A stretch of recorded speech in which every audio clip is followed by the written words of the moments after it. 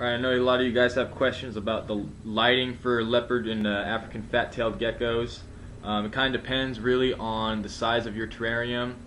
I have a 20-gallon right now. I know a lot of people say a 10-gallon is good enough. I just like the 20-gallon because you can kind of control the humidity and the air temperature a little easier. 10-gallon works just fine though, and then obviously, you know, you got a bigger tank, you got multiple geckos, you got a larger gecko, 40-gallon and above is perfectly okay. I'm just going to talk about some tips on how to properly light and heat your gecko, and make sure that the humidity levels are correct and what those should be. So first thing, during the day, since they are nocturnal, this is when they're going to be sleeping. It's important to have it nice and hot in the terrarium. So on the hot side, I usually keep mine about 88 or below. I would not let that hot side temperature get above 90.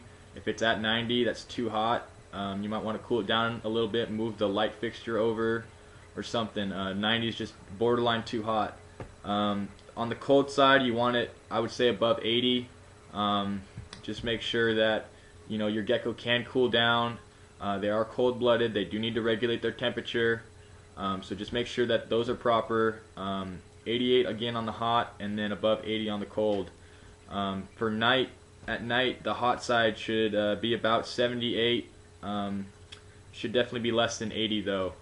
So let it get about 80 or below on the hot side, and then again for night on the cold side, it should not be below 70 degrees. That's the cold side. So 70 degrees on the cold, and the hot side would be 78, and once again that's for the night. Make sure you really get that down. It's important for your gecko to establish a biological clock, establish a feeding pattern, when they're supposed to eat, when they're supposed to wake up, when they're supposed to be active. It's important to keep that natural biological clock intact. Also, when you're looking and dealing with temperatures and humidity levels, I know it's very tempting to take the cheap and easy way out and buy those little plastic $4 thermometers and gauges. To be honest, those are really inaccurate. Do not use them. I would definitely get a digital thermometer for the temperature. Buy one, stick it on the hot side, and it will be a lot more accurate.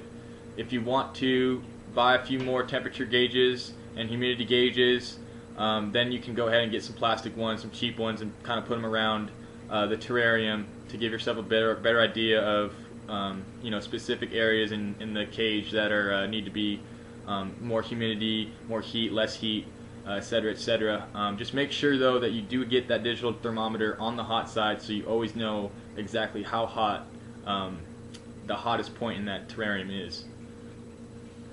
Heating pads are a very controversy. It's a big controversy with any reptiles.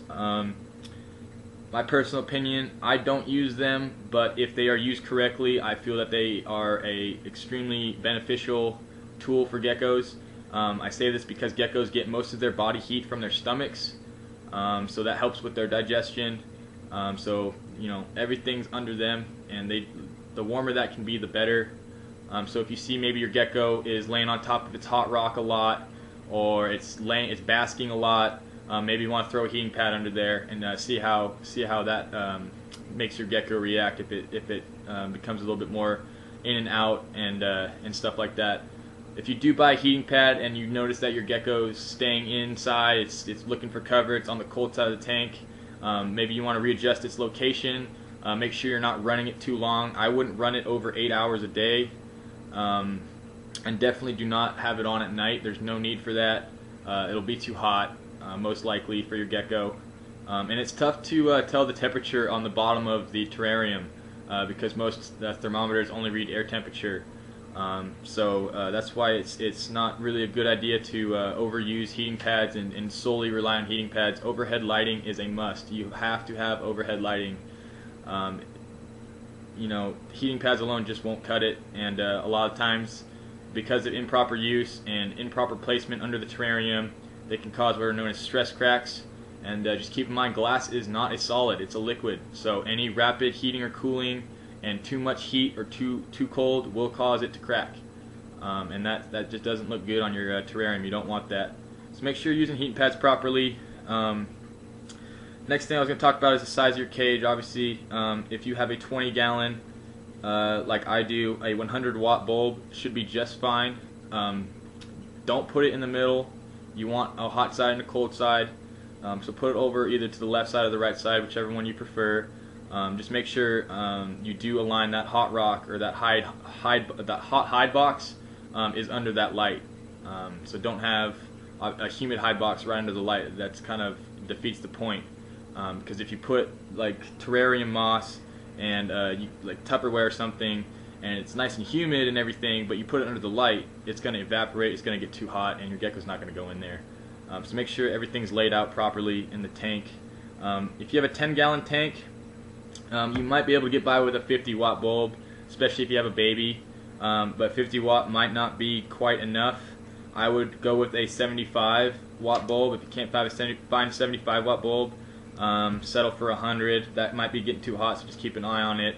Regardless of the wattage of the bulb, make sure you get red. Red's the best because they can't see it as well as every other color. Blue is also one that I see a lot of people use, and that's good if you want to use that as your daytime light.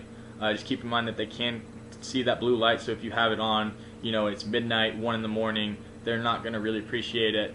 Make sure you have a red light, and make sure you have backups. Lights go out, they burn out all the time. There's nothing you can really do about it. You can't really control it. Just make sure you're always swapping those light bulbs in and out. I do it whenever I wake up and before I go to bed, but the more times you swap out your light bulbs during the day, the better. The longer they'll last, and just keep an eye on them. Be prepared. Humidity should be kept at 60. That is the ideal humidity for an African fat-tailed gecko. Leopard geckos like lower humidities, obviously. I believe they're around 30 or 40. You might want to research that. African fat-tailed geckos, though, definitely like it up in 60. I wouldn't let it get over 65, 70. I wouldn't let it get under 50.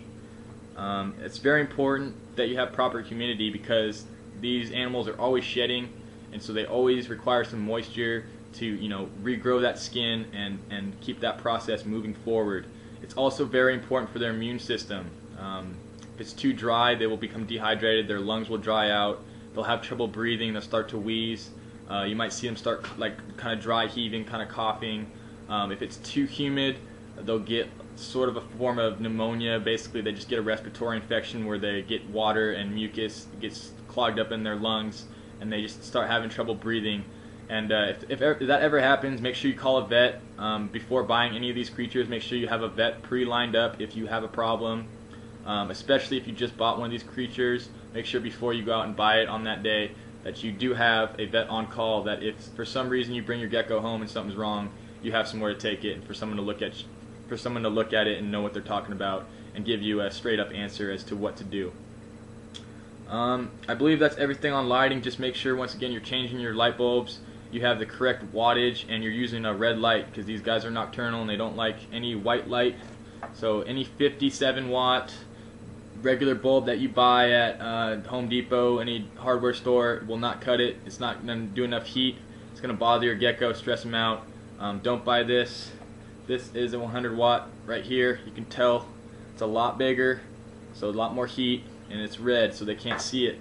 They really like these. Lighting is a must. Once again, if you don't have a heating pad, that's fine. If you do have a heating pad, make sure you use it correctly, but you do need overhead lighting. I can't stress that enough. Just make sure you're keeping an eye on your gecko, and whatever you're doing, whenever you're changing something, see if your gecko reacts to it. Make sure when you wake up in the morning, you're checking the temperatures because it does get kind of cold at night. You just got to kind of be on top of it. Lighting's the biggest thing with these guys. A lot of people might argue diet and substrate's more important, but the gecko is not going to survive if it's not kept in the correct environment. Thanks for watching, guys. I got more videos on my YouTube site. Feel free to check them out, post comments, ask any questions. I'll do my best to get back to you.